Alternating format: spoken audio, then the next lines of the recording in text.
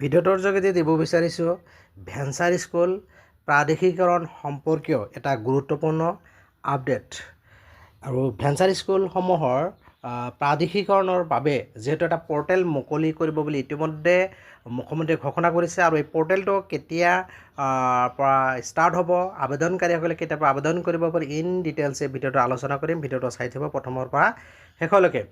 আজি শিক্ষামন্ত্ৰী ডাক্তৰ ৰণোজ পেগুৰ অধ্যক্ষতাত জনতা ভৱনত শিক্ষা বিভাগৰ বিষয়াসকলৰ সৈতে প্ৰাদেশিকৰণ সম্পৰ্কীয় যিটো পৰ্টেল, এই পৰ্টেল সম্পৰ্কে এখন বৈঠক অনুষ্ঠিত হয় আৰু যিখন পৰ্টেলৰ জৰিয়তে শিক্ষানুষ্ঠানসমূহৰ প্ৰাদেশিকৰণৰ বাবে আবেদন গ্ৰহণ কৰিব আৰু এই বৈঠকত পৰ্টেলটোৰ প্ৰস্তুতিৰ বিষয়ে বিতংভাৱে পৰ্যালোচনা কৰে আৰু বিষয়াসকলৰ সৈতে শিক্ষামন্ত্ৰীৰ বিস্তৃত আলোচনাৰ অন্তত প্ৰয়োজনীয় পৰামৰ্শসমূহ তেখেতে আগবঢ়ায়।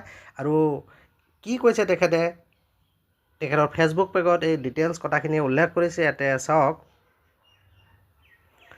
Shared a meeting at Janata Bhawan with official of the education department regarding the provincialisation management system portal PMS portal.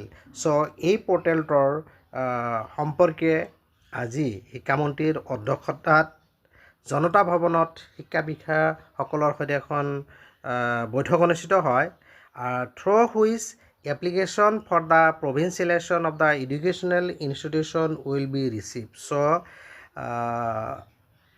The preparedness of the portal was review in details.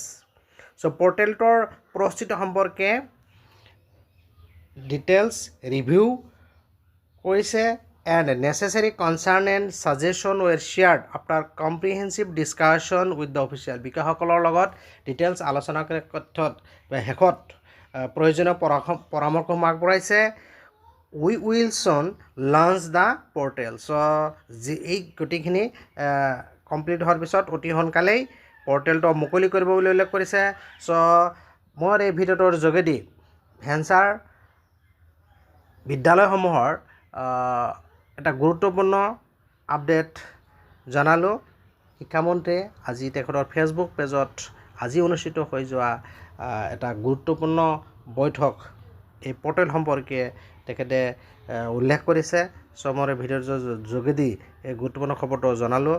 ভিডিঅ'টো ভাল লাগিলে লাইক আৰু শ্বেয়াৰ কৰিব আৰু এনেকুৱা ধৰণৰ গুৰুত্বপূৰ্ণ বাতৰিৰ বাবে যিসকলে চেনেলটো এতিয়াও ছাবস্ক্ৰাইব কৰা নাই, চেনেলটো ছাবস্ক্ৰাইব কৰি ন'টিফিকেশ্যন বেলটো অল কৰি দিব। Thank U.